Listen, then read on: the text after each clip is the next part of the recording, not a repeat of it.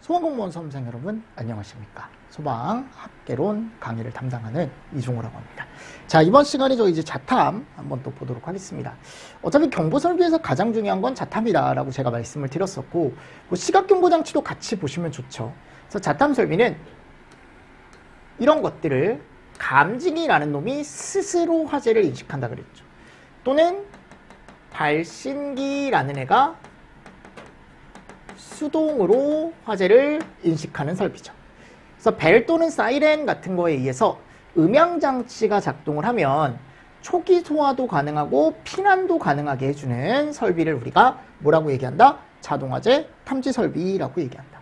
그러니까 이 자탐 같은 경우는요, 정말 어떻게 보면 신뢰성도 괜찮고, 그죠? 그리고 어디 가나 있고, 그리고 우리가 불이 났을 때 제일 먼저 알아차릴 수 있게 해주는 설비이기 때문에 정말 중요한 설비다라고 제가 예전에 설명을 드렸었죠. 그래서 구성품에는 이런 애들이 있다. 발수, 중감음, 그죠? 발신기, 수신기, 중계기, 감지기, 음향장치. 동작 순서, 화재가 먼저 발생하면 화재가 감지가 되더라. 근데 이제 이게 수동이냐, 자동이냐, 그죠? 그럼 수신기에 화재 신호가 입력이 되면 화재 발생 사실을 따르르릉 하고 뭘로? 경종으로 이제 알려주게 되는 거죠. 그죠? 그리고 용어의 정의 한번 가보면 특정 소방 대상물 중 화재 신호를 발신하고 그 신호를 수신 및 유효하게 제어할 수 있는 구역. 얘를 뭐라고 합니까? 우리가 경계구역이다. 감지기나 발신기에서 발하는 화재 신호를 직접 수신하거나 중계기를 통하여 수신하여 화재 발생을 표시해주고 경보해주는 장치다. 이름이 수신기죠. 그죠? 감지기, 발신기 또는 정기적 접점 등의 작동에 따른 신호를 받아 수신기 제어 반응에 전송하는 장치다 라고 되어 있는데, 자, 얘 이름이 중계기죠. 중계기. 감지기는 화재 시 발생하는 열, 연기, 불꽃 또는 이제 거기서 나오는 연소 생성물, 이런 것들을 자동으로 감지를 하는 거죠. 그래서 수신기에 알려주는 장치를 우리가 감지기라고 얘기하고요. 발신기는 수동 누름 버튼 등의 작동으로 화재 발생 신호를 수신기에 수동으로 발신하는 장치를 얘기하죠. 그죠?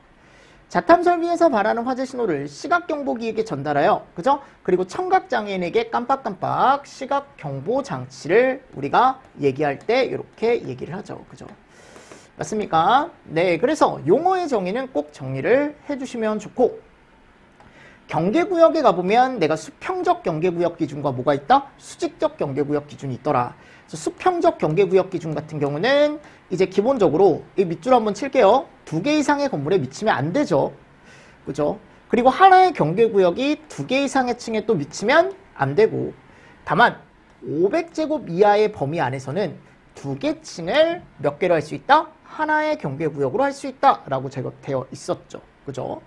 하나의 경계구역 면적은 600제곱 이하로 하며 한 변의 길이는 50m 이하로 한다. 다만 주된 출입구에서 그 내부 전체가 훤히 보인다라고 하면은 한 변의 길이가 50m 범위 내에서 1000제곱으로 간다라고 했었고, 자, 지하구는 몇 메타다? 700m다라고 되어 있었죠. 그죠? 수평적인 거. 자, 그리고 수직적인 게 나와 있었죠. 수직적인 거. 자, 수직적인 거 같은 경우는 기본적으로 위아래로 왔다 갔다 하는 공간이죠. 그죠? 계단이나 경사로, 에스컬레이터도 포함이고요. 승강로, 린네슈트, 비트, 덕트, 기타 이와 유사한 부분에 대해서는 별도로 경계구역을 설정을 하고, 자, 요 두 가지, 계단이나 경사로 있죠. 계단, 경사로 같은 경우는 하나의 경계구역 높이를, 그렇죠, 45로 한다. 45. 그리고 지하층의 계단 및 경사로는 별도로 잡는다. 지하층은 별도로 잡는다. 그리고 외기에 면하여 상시 개방된 부분이 있는 차고 주차장, 창고 등에 있어서 외기에 면하는 각 부분으로부터 5m 미만 범위 안에 있는 부분은 경계구역 면적에서 어떻게 한다? 삭제한다. 뺀다 라고 되어 있습니다. 됐죠? 그리고 우선경보 방식은 비방하고 동일하게 가주면 된다라고 제가 말씀을 드렸었고요. 자, 수신기 특징입니다. P형은 무슨 신호? 개별 신호. R형은 다중 신호. 그죠? P형은 신호 형태가 공통, R형은 고유. 그래서 P0 알고, 화재 표시 적색 램프로 하고 여기 LCD로 하죠. 그죠? 신뢰성, 얘는 외부 선로가 이상이 되면 시스템 전체가 마비가 되는 거고, 외부 선로 이상으로 중계기가 고장이 되면 시스템에는 크게 영향이 없다라고 되어 있습니다. P형은 설비가 저렴합니다. 근데 공사비가 비싸다 그랬죠. 그죠? 공사하는 가격이 좀 비싸고, R형은 설비가 비싸지만 공사비가 조금 어떻다? 저렴하다라고 되어 있었죠. 회로 증설이나 변경은 얘는 어렵다 조금, 얘는 쉽다. 얘는 중소형 건물에 많이 설치하고 얘는 대형에 많이 설치하더라. 그래서 유지관리가 얘는 더 어렵다. P형이 오히려 얘가 유지관리가 더 쉽다라고 제가 말씀을 드렸었죠. 맞습니까? 네. 그래서 이런 것들 같이 좀 보시면서 넘어가 주시면 되겠죠. 자, 그리고 이제 감지기가 감지기. 보세요. 화재 시 발생하는 열, 연기, 불꽃, 연소 생성물. 자, 이렇게 네 가지입니다. 자동으로 감지한대요. 그래서 수신기에 뭐 한대요? 발신하는 장치를 우리는 감지기라고 얘기합니다. 그럼 감지기 같은 경우는요. 여기 차동식이 있고 정온식이 있고 보상식이 있죠. 차정보라고 해가지고 그죠? 열차 정보. 차동식 스포트형의 종류와 차동식 분포형의 종류와 정온식 스포트형의 종류, 감지선형, 보상식 스포트형 이런 식으로 나와 있는데, 자, 차동식 스포트형 같은 경우는요. 일정 상승률 이상이고 일국소라고 나와 있습니다. 맞죠? 자, 그래서 여기에 팽창, 열 기전력, 열 반도체 이렇게 나와 있고, 차동식 분포형 같은 경우는 똑같이 일정 상승률 이상이지만 여기가 이게 여러분들 잘못 들어갔더라고요. 넓은 범위에 넓은 범위. 넓은 범위에서의 열 효과를 감지를 하고, 그리고 종류가 공기 팽창이 아니고 공기관. 근데 이게 왜 이렇게 다 들어갔을까요? 죄송합니다. 여기 공기관이에요. 공기관.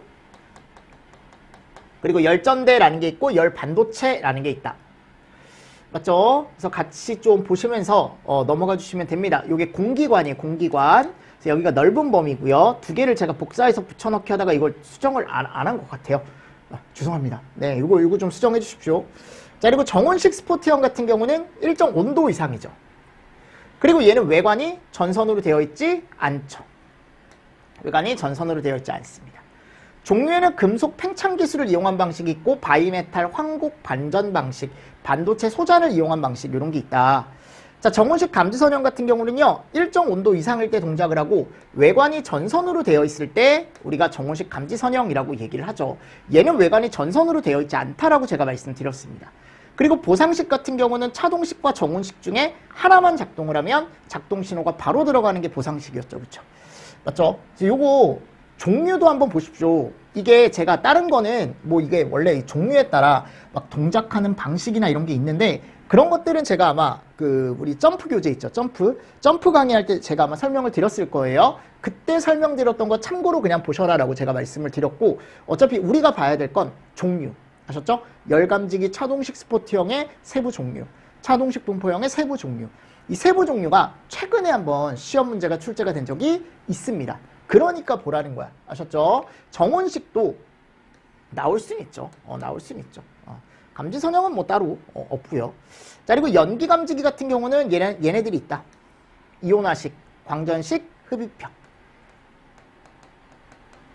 이온화식이 있고 광전식이 있고 공기 흡입형이 있다. 그죠? 그래서 이온화식 같은 경우는 일정 농도 연기를 포함하면 작동하고 이온 전류에 따라서 그저 작동을 한다. 그래서 요거를 잡아주는 게 아메리슘 미사일. 광전식 같은 경우는 똑같이 연기 농도를 포함했을 때 작동하는데 광량 변화를 읽고 작동을 한다. 분리형 같은 경우는 발광부와 수광부로 구성이 되어 있고 연기 포함 시 작동을 한다. 공기흡입형 같은 경우는 공기흡입 장치로 공기를 먼저 흡입하고 그 일부에 그 내부에 연기가 포함이 되어 있으면 작동을 한다. 그죠? 이름이 공기흡입형이다. 자, 불꽃 감지기 종류 4가지 있죠. 그죠? 뭐 있어요? 자외선 있고 적외선 있고 자외선 적외선 겸용식 있고 그리고 영상을 분석하는 방식이 있다. 그죠? 이런 것들 같이 보시고, 부착 높이별 적응성은 제가 예전에 참고로 꼭 보라고 말씀드렸죠. 밑에 있는 것들은 볼 필요 없어. 4m라던가 4m, 8m는 대부분의 감지기를 다 설치할 수 있기 때문에 거기보다는 우리가 8m 이상 쪽, 그쵸? 연기를 감지할 수 있는 연기 쪽을 조금 잘 봐주시면 좋다라고 제가 설명을 드렸었죠. 다음 7번 발신기. 네, 수동 누름 버튼 등을 통해서 화재 신호를 수신기에 발신하는 장치죠. 그리고 구성 요소가 이런 애들이 있더라. 그죠? 그래서 전화잭은 제가 요즘은 잘 사용을 안 한다. 그래서 요즘 제품엔 달려나오지 않는다라고 설명을 드렸었고, 시각경보 장치는 자탐 설비에서 발하는 화재 신호를 시각경보기에 전달하여 청각장애인에게 깜빡깜빡, 그죠? 전멸 형태로 알려주는 거다. 공연장, 집회장, 관람장 같은 경우는 무대부에 설치를 하고 복도 통로 청각장애인용 거실 및 공용 사용 거실 이런 데다 설치를 하고 그리고 바닥으로부터 좀 높이 설치한다 그랬어요. 그죠? 2에서 2.5m. 근데 이제 2m가 안 되면 0.15m 이내에 설치를 해준다라고 해가지고 얘 이름이 시각경보장치였죠. 맞습니까?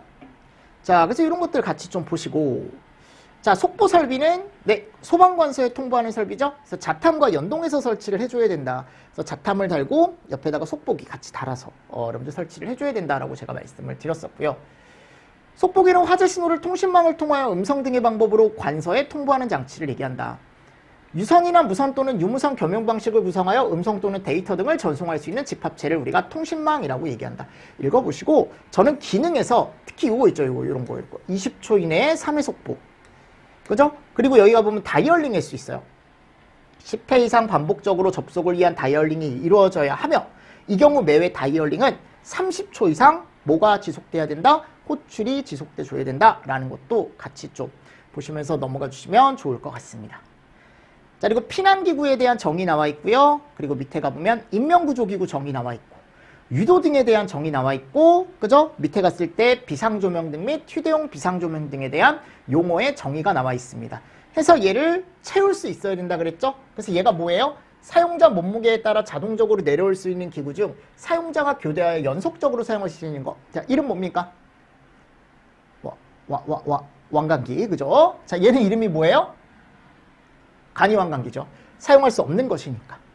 화재 발생 시 사람이 건물 내 외부로 긴급히 뛰어내릴 때 충격을 흡수하여 지상에 도달할 수 있도록 포지라는 곳에 공기를 주입해 놓는다. 얘가 이름이 뭡니까? 공기 안전매트죠. 그죠? 공기 안전매트. 얘는 이름이 뭐야, 여러분들? 내려오면서 대피하는 거네요. 구조대. 사용자의 몸무게에 의하여 자동으로 하강하고 내려서면 스스로 상승하여 연속적으로 사용할 수 있는 무동력 승강식 기기. 이름 뭡니까? 승강식 피난기. 하향식 피난구용 내림식 사다리, 피난사다리. 그리고 얘가 이름이 뭐예요? 다수인 피난장비. 미끄럼대, 피난교, 트랩 다 여러분들이 오른쪽에 있는 내용이 나왔을 때 왼쪽에 단어를 채울 수 있어야 되는 내용이라 제가 비워놓은 거라고요. 전체를 다 비워놓진 않았습니다. 저 중요한 거 위주로 제가 비워놓은 거니까요. 인명구조기구 같은 경우는 고온의 복사열에 가까이 접근하여 소방활동을 수행할 수 있는 내열 피복. 얘 이름이 뭐다? 방열복.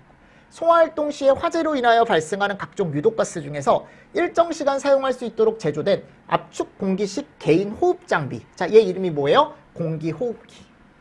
호흡 부전 상태인 사람에게 인공호흡을 시켜 환자를 보호하거나 구급하는 기구. 얘가 이름이 뭡니까? 인공소생기.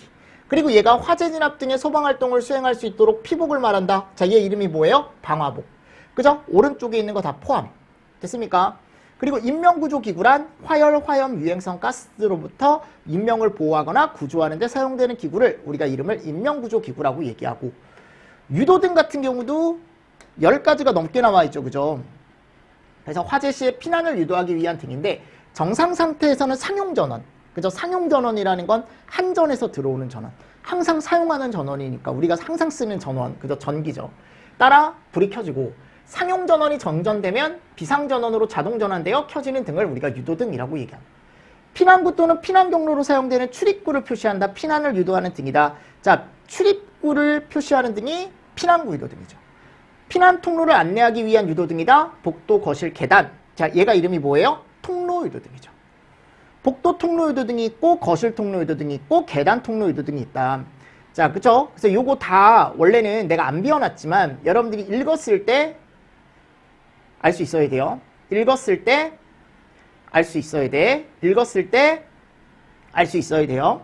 객석의 통로 바닥 벽에 설치한다. 무슨 유도등? 객석 유도등. 그죠? 객석 유도등. 피난구 유도 표지란 피난구 또는 피난 경로로 사용되는 출입구를 표시하여 피난을 유도하는 표지다. 피난구 유도 표지. 그죠? 피난 통로가 되는 복도나 계단에 설치하는 것으로 피난구의 방향을 표시하는 유도 표지다. 통로 유도 표지. 햇빛이나 전등불에 따라 축광이나 또는 전류에 따라 빛을 발한다. 그죠? 그리고 띠 형태로 설치가 된다. 피난 유도선. 입체형은 2면 이상. 그죠? 각 면마다 유도 표시가 있는 걸 얘기하고 평상시에는 유도등이 꺼져 있다가 소등이니까 꺼져 있다가 비상전원을 계속 충전하고 있다가 불이 나면 또는 이제 어떤 비상 상황이 생기면 그때 이제 불이 들어오는 게 뭐예요? 삼선식 배선이죠. 삼선식 배선. 비상조명 등과 휴비조 나와 있습니다. 이거 정의 읽어보십시오. 꼭 읽어보시고 여러분들 채울 수 있게 연습을 좀 해주시면 좋습니다. 자, 소화활동 설비와 기타, 거실 제연 설비의 자연 제연 방식 종류 이런 거 있다 그랬죠? 밀폐, 자연, 스모크 타워, 그죠? 그리고 1종 기계 제연, 2종 기계 제연, 3종 기계 제연이 어떤 것들을 각각 얘기하는지 했었죠. 자, 거실 제연 설비 용어의 정의 나와 있습니다. 제연구역이란, 예상제연구역이란, 그죠? 폭이란, 수직거리란, 예상제연구역이란, 유입풍도가 뭔지, 배출풍도가 뭔지 한번 읽어보시면 된다. 제연구역에 대한 거 나와 있고, 그래서 우리가 이 제연구역을 면적을 몇으로? 1000제곱마다. 그리고 길이를 60m마다. 아셨죠? 이 정도 보시면 되고요. 특픽 쪽은 종류가 이런 게 있다. 계단실, 부속실, 부속실, 계단실. 비상용 승강기, 승강장은 없어졌어요, 여러분들. 없어졌으니까 저렇게 보시고, 연결송수관이 뭔지 보시고, 구성요소 뭔지 보시고, 살수설비가 뭔지 보시고, 구성요소 뭔지 보시고. 아셨죠? 여긴 좀 간단하게 체크를 하고 가시면 됩니다. 비콘 마찬가지죠. 무통 마찬가지입니다. 꼭 정의를 한 번씩 다 읽어보시고, 얘네들에 대한 어떤 구성 요소라던가 이런 것들은 나중에 책으로라도 여러분들이 꼭 다시 한번 정리를 좀 해주시면 좋습니다.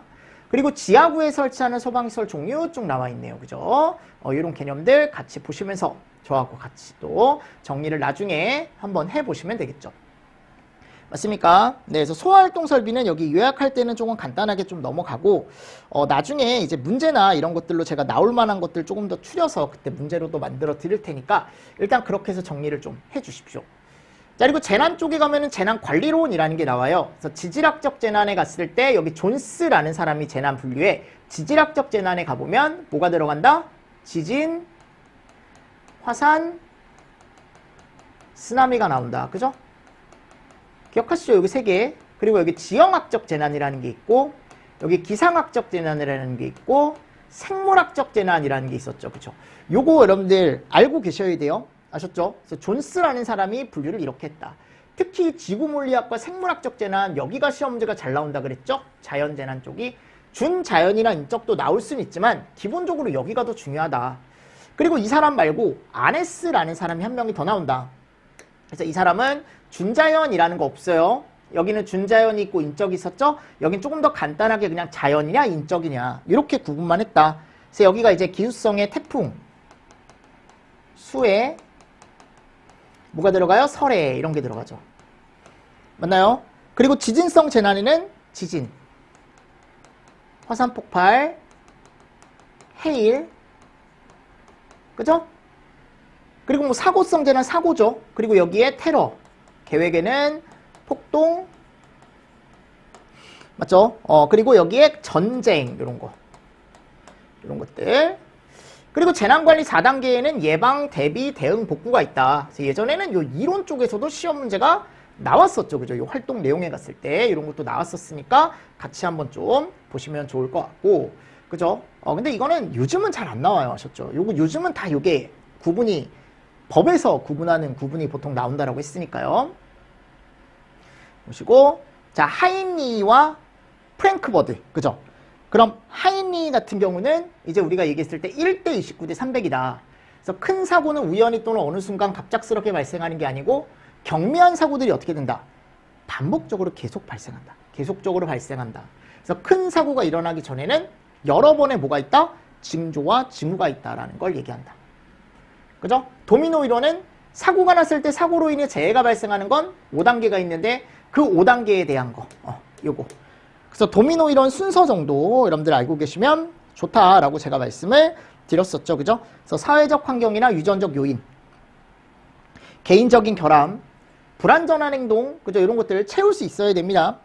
그죠? 그리고 사고와 상해, 채우실 수 있는 분들은 채워보십시오. 그래서 이 중에 이 3번째가 직접적인 원인이다라고 제가 말씀을 드렸었죠. 그죠? 맞죠? 자, 그리고 프랭크버드. 1대 10대 30대 600. 사고 예방을 위해 직접 원인을 제거하는 것만으로는 재해가 다시 발생할 수 있다. 그래서 기본 원인의 제거, 4M이 중요하다. 그러니까 얘를 제거하는 것도 중요하지만 이게 더 중요하다. 기본 원인을 제거하는 게 더 중요하다. 그래서 그게 이제 4M이라 그랬죠. 맞습니까? 그래서 우리가 이제 man, machine, 그죠? 인간, man이라던가 machine, 기계, 그죠? 그리고 관리적인 측면도 있다 그랬죠. 뭐 미디어가 먼저 들어가도 되고 매니지먼트가 뭐 나중에 들어가도 되고 순서는 상관없죠. 그죠? 이런 것들. 이 네 가지가 있다. 그래서 우리가 man, 인간적 요인에는 심리적인 원인이나 생리적인 원인이 있고 기계적인 원인에는 기계 설비의 설계 결함, 위험 방호 불량, 안전화 미흡, 그죠? 그리고 작업적인 요인에는 방법이라던가 환경에 관한 요인이 있고 관리적인 요인은 관리가 결함이 돼 있고 규정이 미흡돼 있고 계획이 미수립돼 있다. 그죠? 이런 것도 같이 좀 보시면서 넘어가 주시면 되겠죠. 그래서 5단계 이론에 이런 게 있다. 근데 여기서는 얘를 뭐 해야 된다? 없애야 된다라는 거라고. 얘를 없애야 된다라는 게 우리가 얘기하는 거고. 자, 재난관리 방식에 가보면 분산관리와 뭐가 있다? 통합관리. 그래서 분산관리는 재난의 유형별로 접근하는 거다. 그죠? 그리고 종류별로 계획이 다 다르다 그랬죠? 책임기관도 다 달라요. 그래서 부처별로 업무가 나뉘고 문제점은 계획서가 너무 많을 수 있다. 부처가 많다 보니까 비현실적일 수 있다. 그래서 다수기관 간의 조정과 통제가 중복이 될 수 있고 유사기관의 중복 대응과 과익 대응이 있을 수 있다라는 거. 자, 통합관리 방식 같은 경우는 재난관리 종합성과 통합적인 관점에서 모든 재난을 하나의 기관에서 통합해서 관리하는 거예요. 그래서 일체적 대응 체계로 전환이 돼 있고 예방, 준비, 대응, 수습 및 복구 활동을 종합 관리한다. 문제점, 처음에 시스템 구축하기가 조금 힘들고 부처 이기주기가 작용할 수 있고 기존 조직들한테 약간 반발이 있을 수 있다. 그리고 요게 좀 필요하다. 유사한 자원 동원과 자원 유형이 좀 필요할 수 있다라고 제가 넣어놨었죠. 그죠? 그래서 우리가 이제 앞에는 이론이고 여기가 뭐예요? 이제 법이죠. 법. 그쵸? 법 내용은 조금 쉬었다가 제가 또 설명을 한번 드려보도록 하겠습니다. 아셨죠? 그래서 법을 또 간단하게 그냥 한번 이래도 쭉 한번 하고 시험 문제 나왔었던 거 위주로 쭉쭉쭉쭉 한번 체크하고 뒤에 남아있는 내용 한번 또 정리를 또 해보는 시간을 가지도록 하겠습니다. 아셨죠? 여러분들 이번 시간도 수고 많으셨습니다. 수고하셨습니다.